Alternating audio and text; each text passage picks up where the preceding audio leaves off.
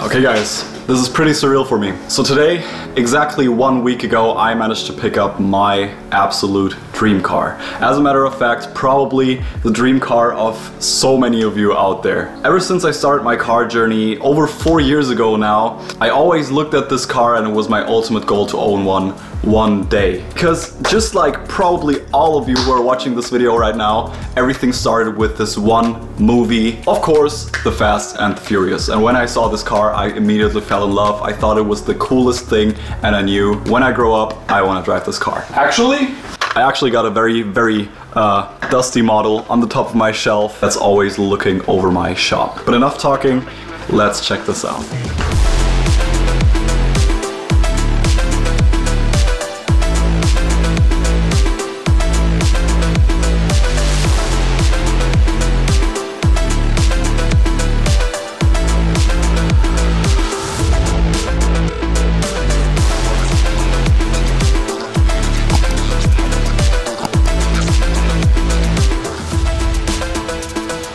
And well, after 4 years, here we are.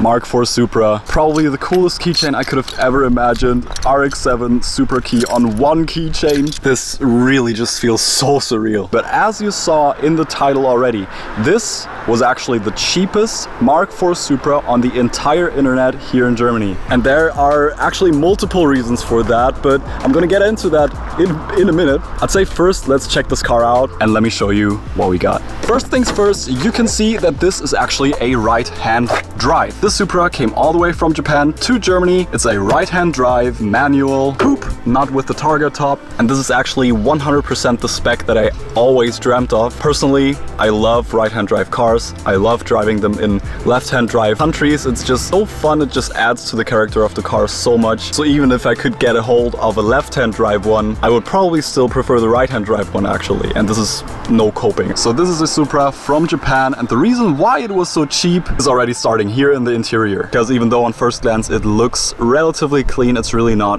in a great shape. First of all, the seats are ripped here, cigarette burn mark right there, some random holes in the door cards, probably from tweeters that the previous owner had installed. Same on the other one, and in the back we have the same holes as well. Gotta fill these up. Now sadly the rear seats aren't looking any better. You can see this ginormous hole. I don't know, something probably burned in there. But you can probably already see where I'm going with this. It's not in the greatest shape. Now, apart from the absolute disgusting smell, which I still haven't found the source of, this white trim was actually not white when I got it. This was completely ripped apart. Insert image right here. So I decided to hit it with a little bit of body filler and primer. I'm gonna paint this black temporarily. Eventually I'm gonna replace all of this anyways for some new trim, but for now I thought this would look better than the old cracked trim, which was breaking my heart over and over again every time I drove the car. Now, apart from all of that, the interior is actually in a great condition, and the coolest thing is this is actually a S1, so it's a pre-facelift Supra, which means that we actually have this compartment up here and down here, so we have 2 glove boxes. And trust me when I say we're gonna completely transform this thing. You will not recognize the Supra anymore once I'm done with it. Let's check out the exterior, because that's where things really start to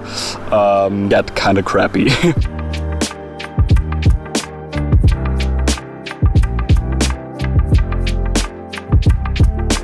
First of all, big scratches on the front bumper, on the lip as well. The headlights are actually fogging up every time I go through a car wash, so that's also a minus point. And of course, the stock 17-inch turbo wheels also show some minor signs of wear. We also got some weird fitment issues on the door, a little bit of rust on the rear hatch, and some more big scratches on the right side. Oh yeah, I forgot, cracked dashboard, and a steering wheel that's completely crooked. Trust me when I say I do not care about any of that, because of one specific reason.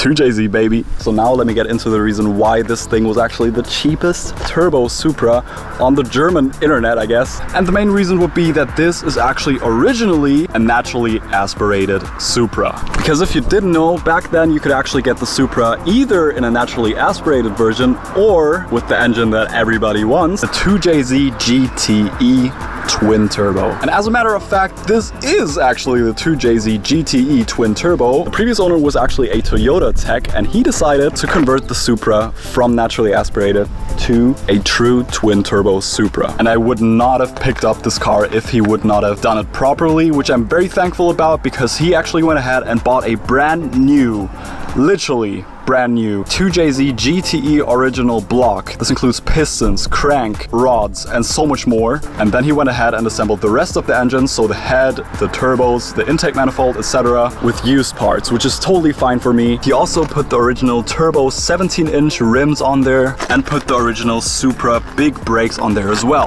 He also converted the wiring harness to the turbo wiring harness and put an original Supra turbo ECU in there as well. So it's safe to say this is now a 100% authentic turbo Supra, except for if you look at the badge right here. Here it says 2JZ GE and W58, which would be the transmission, because it still has the manual transmission from the NA version, but I already got a fix for that. I'm gonna show you in a second.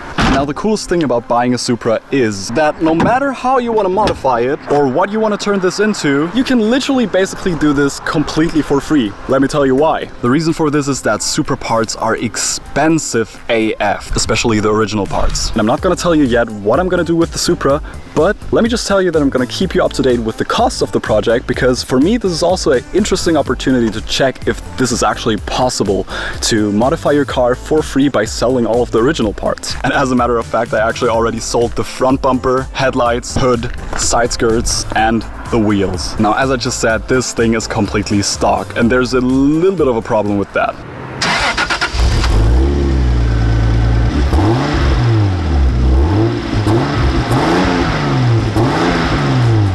Yeah, it sounds like absolute crap. Now, of course, don't worry, we're gonna change that alongside basically the entirety of the car. But now that you know everything about the Supra, I'd say let's start wrenching on it and do what I do every time when I get a new car. Cleaning, quick service, and this time at the end, a small bonus as well. With every service, I also add some additives. This one you put in your gas tank and the other one into your oil before doing an oil change. The one that you add to the fuel is actually supposed to clean out your injectors and also clean out your intake valves from any debris, gunk, or buildup in general. The additive you add to your oil is supposed to remove any deposits, but you need to make sure to flush it out of your system, so only do this when you're actually about to do an oil change.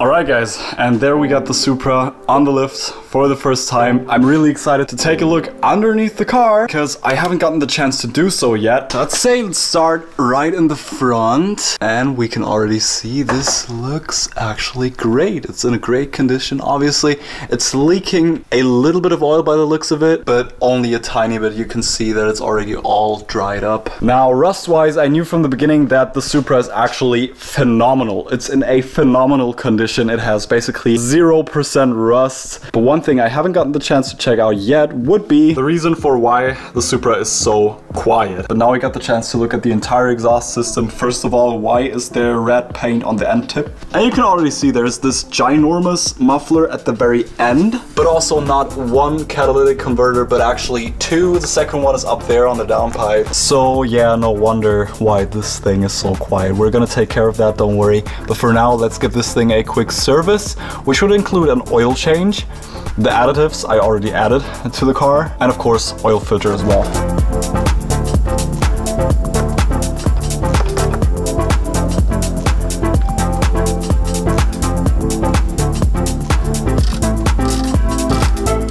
Okay, let's see, can we do this without making a horrible mess?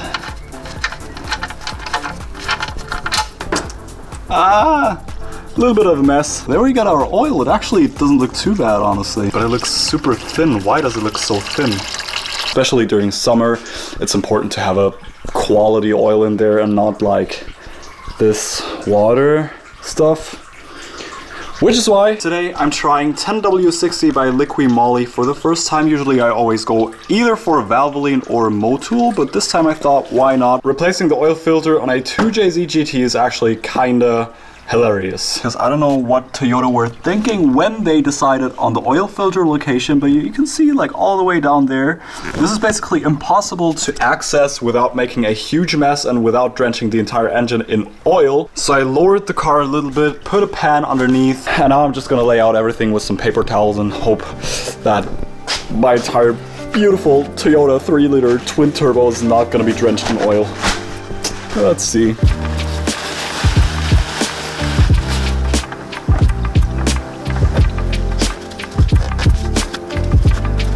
Yes! Hell yeah! That's it, baby! Guys, I don't know if you can hear it, but the oil is actually still draining. This stuff is literally just water. And that is one oil filter removed! Okay, so for the new oil filter, it's always a good idea to just take a little bit of old engine oil, spread it around this O-ring. This will just do your future self a big favor. And by the looks of it, the previous owner did so as well. Thank you for that. That's why it was probably so relatively easy to remove.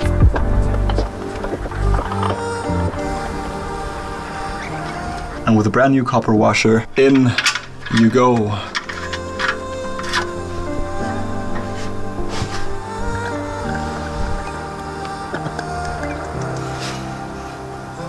Now with the oil change out of the way, we basically gave this thing a full, well, at least quick service, I guess. The air filter is a sport air filter, so I will not need to replace it. Maybe I can clean it out in the future, but it still looks relatively clean, so I'm good with that. Anyways, with that out of the way, I want to tackle a few more things today, including the headlights, because you see, these are actually S1 headlights. And if you didn't know, there are actually two different types of headlights on the Supra. There are the S1 headlights, which are basically the pre-facelift headlights, and then there are also the facelift headlights. Now, first of all, you can distinguish them by this little hump inside the headlight. This is basically your daytime running light on the S1. The S2 headlights, however, do not have this. The S2 headlights are also black and not chrome, but wait a minute, aren't these black and have the hump? So what is going on here? So basically, these are the European spec S1 headlights. The previous owner had decided to open them up and paint the chrome black. So now they basically look like S2 headlights, well, except for this little hump in there. The downside to this is that it doesn't really look good. It does not look like S2 headlights. It kind of just looks like this weird in-between thing. I also do not like the look of glass headlights. These are glass. They just have this little curve to the outside, making the entire headlight look like a ginormous bubble. And for me, that just doesn't look Supra-esque, I guess. So, we got some new ones. Now, I was really thinking whether or not I should go for the S2 or the S1 headlights, like either the S1 in full chrome or the S2 fully blacked out, both with plastic lenses instead of glass. Now, I know you do not know what I'm gonna turn the Supra into yet, but let me just tell you that the headlights I chose are gonna fit that perfectly.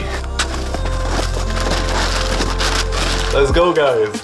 Honestly, guys, just have a look at that difference. I know most of you will probably prefer the black ones. I really like the chrome ones. Now, the downside to plastic headlights is that you can already see it's turning a bit yellow, which is kind of unfortunate. But of course, I also got a solution for that. So let's wet sand these, give them a quick polish, and let's see how they will turn out after putting minimal effort in.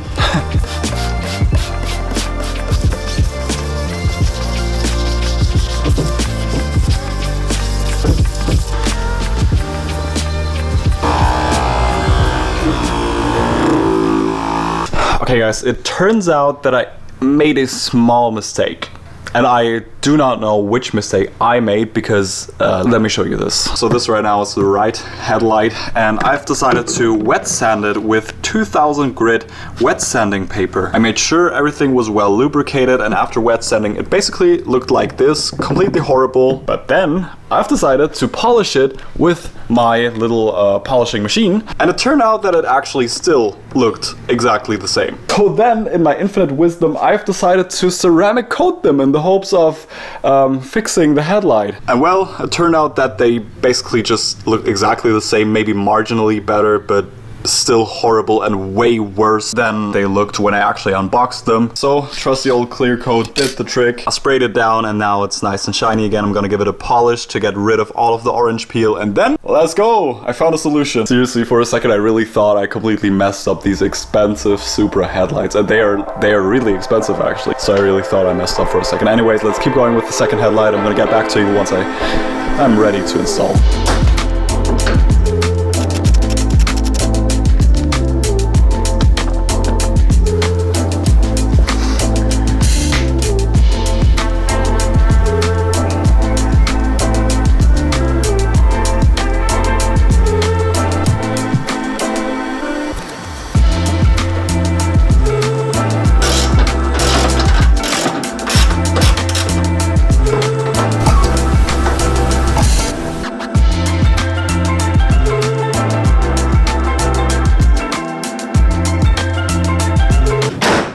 Yeah, I don't know. Now I think they definitely look much better than painted S1 headlights. These are also S1, but these are the plastic headlights, which are still chrome inside, and these are the glass headlights with the chrome painted black inside. The only issue for me is that they're still a little hazy, and I don't know if I can get this out by polishing them or maybe disassembling them and also like painting them on the inside. Yeah, well, maybe I just have to drive it out of the shop. Maybe the lighting is just weird inside here. Not 100% happy with that.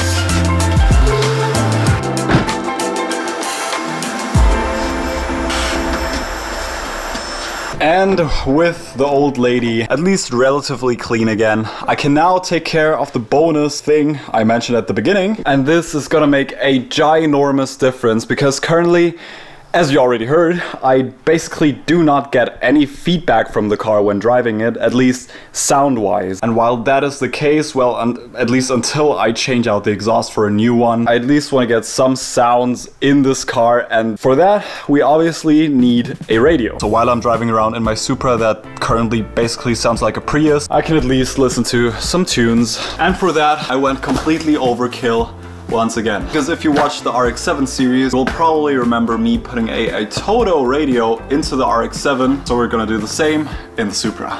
Only difference being that in the Supra, I'm gonna install the S8, which is basically their flagship model. This is crazy huge. I really hope this even fits in the Supra.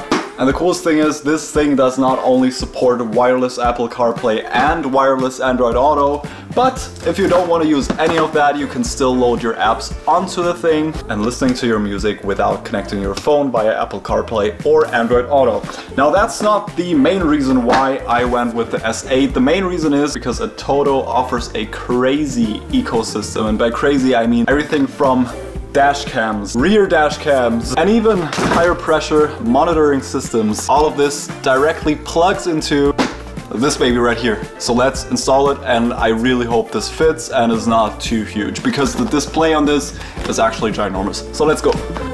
When you unbox the S8, you're immediately greeted with two screen protectors next to some instructions. One thing I love about these head units is that a Toto provides everything you need, and more actually, right out of the box. And of course, the head unit itself. If you find the screen to be too large for your taste, then a Toto also offers some true doubled-in head units which will not protrude due to their big screen. Now first things first, I need to get rid of the old radio, for which I will need to remove all of the trim.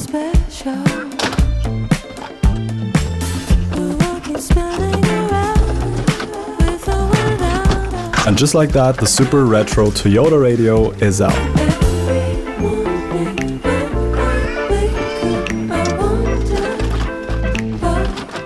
Now I just gotta connect my vehicle specific adapter and test fit the new head unit before buttoning everything up.